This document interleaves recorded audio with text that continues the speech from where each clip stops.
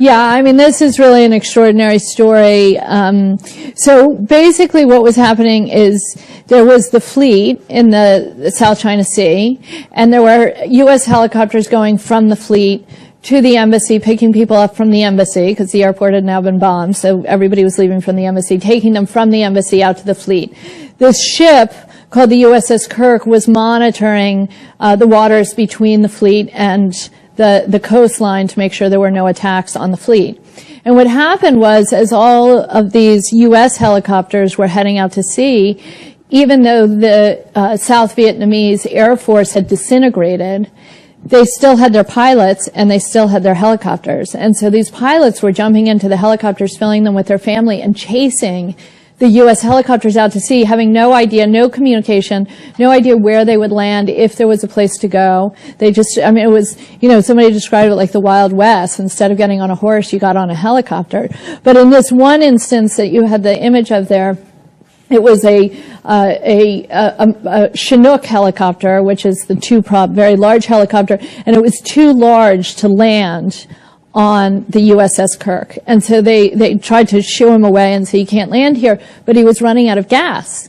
And it turned out that he had his family, his children on board, including his wife and his baby, who was 8-month-old, 2 years, 5 years old kids. And so what he ended up doing was hovering over the USS QUİC, about 18 feet above it. And you have to keep in mind the QUİC is going probably 7 knots through the water. He hovers above it. He opens the door of the helicopter and proceeds to throw his children out of the door of the helicopter onto this moving ship on the deck. And these crew members catch the 8-month-old baby, you know, the 2-year-old. I mean, it's unbelievable. And we have these photos and moving images of the sequence, and it's an extraordinary story and moment. But then, of course, he gets everybody off, and they remarkably land safely on the deck. But then he's still piloting this helicopter, and what is he going to do? So he goes to the starboard side of the ship, about 50 yards out, and he leans the helicopter over to the right, and he jumps out the left door. The helicopter goes crashing down. He goes crashing down. There's a huge explosion, you know, and the kids and the family and everybody on the ship is watching, and then there's dead silence. And 30 seconds later, the pilot pops out of the water, and there's just this huge cheer that you can hear from the deck of the ship. And they go out and get him, and they reunite with the family, and it's just an amazing story. Yeah. And I tell you, you know, this film is one story after another like that, these moments that none of us know, you know, in this country about really what happened. My dad flew a Chinook helicopter in the South Vietnamese Air Force. He had been waiting for orders, but his captain had, you know, basically just left. So he and some other pilots picked out the best Chinooks and took off.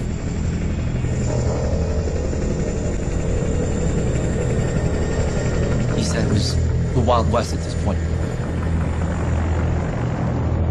Just you and your horse, and you just do what you had to do to survive and take care of your family. He had given my mom a heads up that if she did hear a Chinook coming, to get ready. I was 6.5 years old. I can still hear the rumbling, very, you know, familiar rumbling of a Chinook. When you hear the Chinook coming, you know it's coming. I knew my dad was coming. In Saigon during my childhood, it was like, say, living in the middle of busy LA. So there's really not a big area to land the Chinook. So he came in and landed in a playfield. Caused a lot of wind, caused a lot of commotion. My mom grabbed my little sister, who was about 6 months at that time, and I have a little brother who was about 3 or 4 years old, myself. We quickly ran into the Chinook, and we all flew off out into the Pacific Ocean. My dad was afraid for not having enough fuel, afraid for a lot of things. He was just flying blind.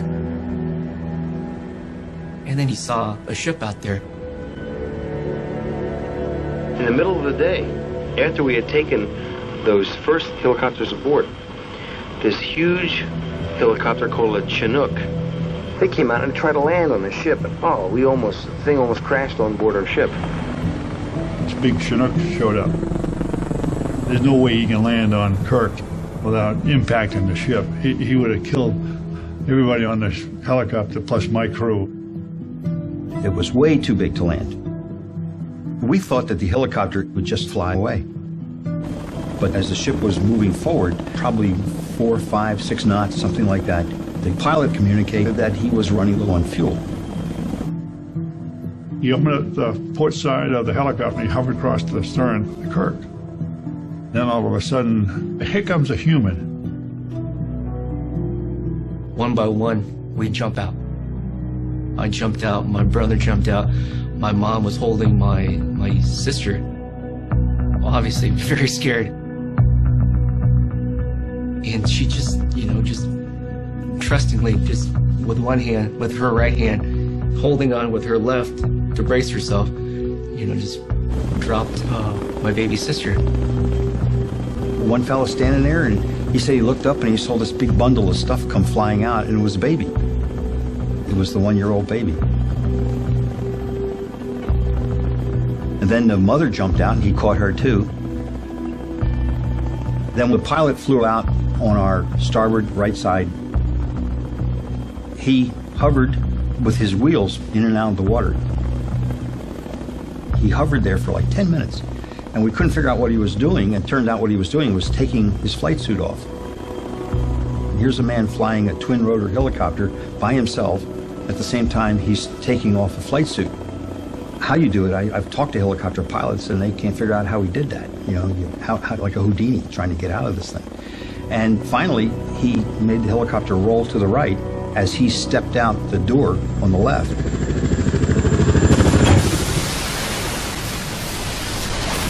Just thunderous, loud noise. The shrapnel's just blowing up.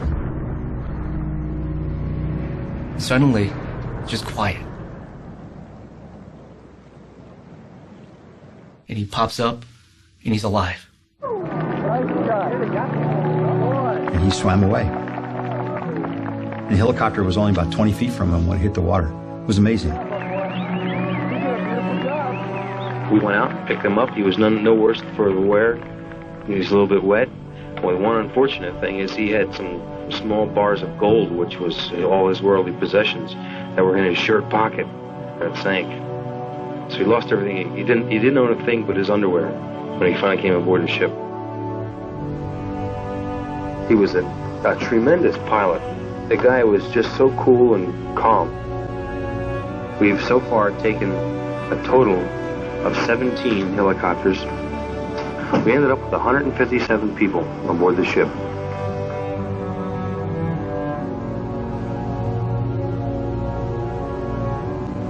That crew was very special. They took their money, went to the Navy Exchange and Commissary, bought all the clothes and food they could get, took it up and gave it to the refugees they befriended. They were unbelievable.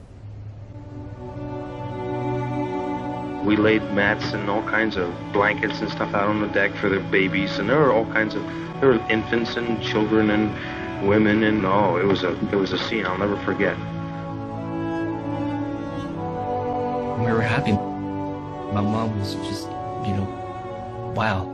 Symbolically, it was like, the first step onto not American soil, but American freedom.